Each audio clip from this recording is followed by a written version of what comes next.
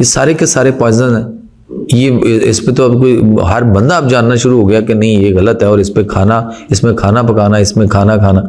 अच्छा, फिर उसके बाद वही कंपनियां रही, उन्होंने कुकिंग ऑयल्स निकाल ली। वो भी आप देख लें कि किस लेवल पे प्रोसेस्ड करके वो सारे बीजों का तेल है, सीड ऑयल है, कैसे ही है, वेजिटेबल ऑयल तो है ही नहीं। वो किस वेजिटेबल में जो है ना वो ऑयल होता है, तो वो कितने थाउजेंड्स फ़ारेनहाइट पे ले जाके उसको गर्म करके प्रोसेस करके उसको निकाल के तो वो किया जाता है और उसमें कुछ चीजें डाली जाती हैं, उसकी कड़वाहट को खत्म किया जाता है।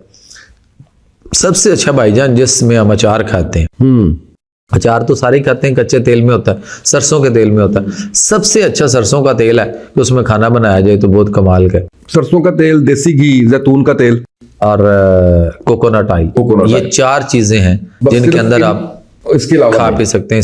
इसके अलावा अगर आप करते हैं तो आप अपनी फितरत और नेचर के साथ खेल रहे हैं। तो फितरत कहीं ना कहीं जाके आपको इफेक्ट होगा। सर जल्दी होता है, देर से क्या, बहुत जल्दी हो रहा है। अब तो लोग बड़ी तेजी से बीमार हो रहे हैं, जबकि हमें अपनी फितरत को, नेचर को नहीं छेड़ना चाहिए, क्योंकि नेचर के साथ छेड़ना, हम अपने मोबाइल को तो पकड़कर पानी में यूं तेजी से डिप करके बाहर नहीं निकालते, खराब हो कर लेते हैं। और खुद को क्या करते हैं हम सारा दिन। और कुरान इस बारे में हमें क्या रहनुमाई करता है, सूरा रूम है चैप्टर नंबर 30 वर्स 30, वहां पे अल्लाह फरमाते हैं कि फितरत अल्लाह हिल्लती फतर अन्नास अलैहा ला तब्दीला लिखल्किल्लाह ज़ालिकद दीनुल क़य्यिम वलाकिन्ना अक्सर अन्नास ला यअलमून। ये अल्लाह की पैदा की हुई फितरत और नेचर है जिस पर उसने लोगों को पैदा किया।